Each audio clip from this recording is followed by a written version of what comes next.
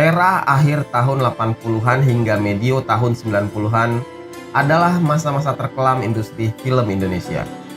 Tapi di era ini juga jadi masa-masa keemasan film-film panas Indonesia. Sebagian besar film yang beredar dan diproduksi adalah film-film yang bernuansa vulgar dan erotis. Apapun genre filmnya, entah itu film action, horor, komedi, ataupun drama, pastilah tidak lepas dari unsur seksploitasi. Dalam sejarah peradaban manusia, semua yang berbau sensual tentu saja amat sangat menarik minat penonton. Di era tahun 90-an itu, promosi film melalui poster-poster yang bernuansa vulgar yang menggugah birahi pun mudah saja ditemui di mana-mana pada waktu itu. Poster-poster itu menampilkan pose sensual para aktris dengan kostum yang minim. Poster-poster itu terpampang terang-terangan di gedung-gedung bioskop kelas bawah dan bisa diakses oleh siapa saja, termasuk anak-anak. Sulit dibayangkan jika di masa kini hal itu terjadi. Tentu saja akan menjadi heboh, kontroversi, dan membuat tuduhan-tuduhan miring terhadap pemerintah dan negara karena melakukan pembiaran krisis moral. Judul-judul film di tahun 90-an itu pun super clickbait, ambigu dan yang pasti erotis, sehingga membuat orang penasaran dan berbondong ke bioskop. Sebut saja beberapa judul yang memancing orang untuk melirik film-film itu, seperti Gadis Metropolis, Pergaulan Bebas, Gairah Nakal, Kenikmatan Tabu, Setitik Noda Manis, dan masih banyak lagi. Dari film-film tersebut melambunglah nama-nama tenar bintang-bintangnya seperti Inneke Koesherawati, Kiki Fatmala, Sally Marcelina, Feby Lawrence, Windy Cyndiana, Malvin Saina, dan Yurike Pastika. Pada masa itu mereka adalah bintangnya. Nama mereka juga menjadi clickbait dan nilai jual tersendiri bagi penggemar film panas tahun 90-an. Lalu mengapa eksploitasi atas seks atau bisa disebut seksploitasi itu menjadi ramuan utama di sebagian film besar Indonesia waktu itu? Ternyata hal ini terjadi berkaitan erat dengan krisis multidimensi dalam industri film Indonesia kala itu. Berbeda dari kondisi perfilman Indonesia era 70-an, film era 90-an bisa disebut era krisis terparah perfilman Indonesia. Di era tahun 90-an, banyak gedung-gedung bioskop legendaris yang mulai tidak laku, sepi peminat dan bahkan hampir bangkrut. Ada dua faktor utama dan beberapa faktor lain yang membuat karut-marut perfilman kala itu. Pertama dari sisi produksi, kedua dari sisi peredaran film ke bioskop di seluruh Indonesia yang tidak merata. Bioskop-bioskop kelas 1 mengutamakan film-film blockbuster dari Hollywood untuk meraup untung. Sementara bioskop kelas 2 yang keterjangkauannya lebih luas tidak berani menayangkan film-film itu karena mahal dan takut tidak balik modal.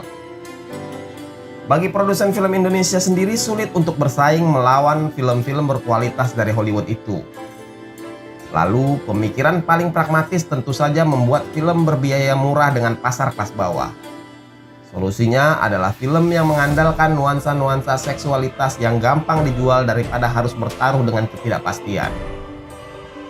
Produsen tidak ingin membuat film dengan produksi yang balik modalnya tidak jelas sehingga memilih formula yang pasti-pasti saja, yaitu membuat film yang kental dengan seksploitasi. Film erotis berbudget rendah adalah cara mereka untuk menghasilkan keuntungan dengan cepat sekaligus menjaga industri perfilman tetap bertahan. Film-film seperti ini memiliki ciri khas tersendiri, diantaranya adalah adegan humor kasar bercampur vulgar dan karakter perempuan-perempuan seksi yang menonjol. Sebenarnya era film-film yang menampilkan perempuan-perempuan seksi dengan alur cerita untuk 17 tahun ke atas sudah ada jauh sebelum boomingnya film-film panas era 90-an. Era tahun 70-an, film dewasa Indonesia pertama berjudul Bernafas Dalam Lumpur produksi tahun 1970 dibintangi oleh Suzana dan disutradarai oleh Rahmat Kartolo. Film ini berkisah tentang Supinah, seorang wanita desa yang mencari suaminya ke Jakarta. Sampainya di Jakarta, dia diperkosa, ditipu, dan pada akhirnya dijerumuskan ke dalam prostitusi. Film ini memperlihatkan adegan-adegan plus-plus dengan cara yang cukup vulgar. Kesuksesan Bernapas dalam Lumpur kemudian diikuti dengan berbagai film-film yang tak kalah panas. 3 tahun setelah sukses dengan Bernapas dalam Lumpur, dirilis film berjudul Bumi Makin Panas karya Ali Shahab. Film ini bukan tentang pemanasan global, tapi formula yang dipakai kurang lebih sama dengan film Bernapas dalam Lumpur, yakni seorang perempuan dengan masa lalu pahit menjadi pelacur dan kemudian berhadapan dengan hidup yang merana. Film produksi tahun 1973 ini bercerita tentang tokoh Maria, perempuan yang menjadi narapidana karena membunuh ayahnya, kemudian memutuskan untuk masuk ke dunia hitam dan menjajal profesi sebagai PSK setelah keluar dari penjara.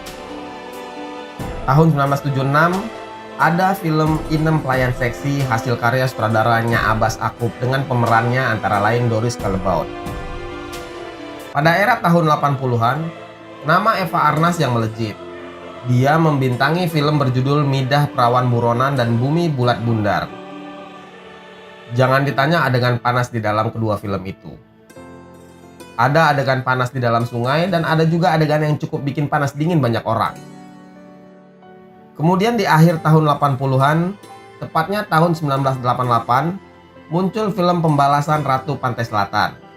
Film ini berkisah tentang Nyi Roro Kidul yang memanipulasi jasad wanita bernama Wanda yang diperankan oleh Yurike Plastika yang dapat membuatnya hidup kembali. Lelaki manapun yang bersetubuh dengan Wanda akan mati karena di dalam kemaluan sang perempuan terdapat keris pusaka.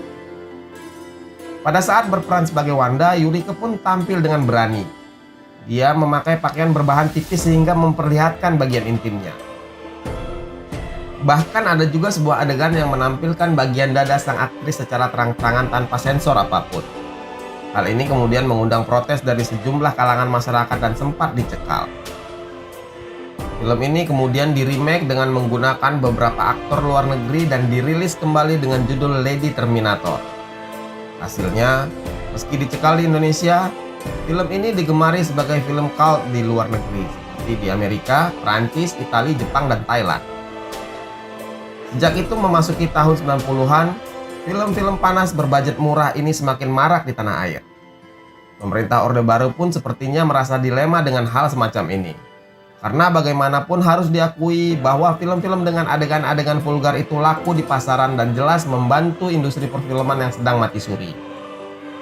Tentu saja ini juga berdampak pada meningkatnya geliat perekonomian. Lagi pula, daripada sineas dan para pekerja kreatif memberikan kritik politik dan sindiran-sindiran satir pada pemerintahan Soeharto dalam film, tentu lebih baik membiarkan anak muda menikmati hal-hal lain seperti tontonan yang menggugah birahi itu.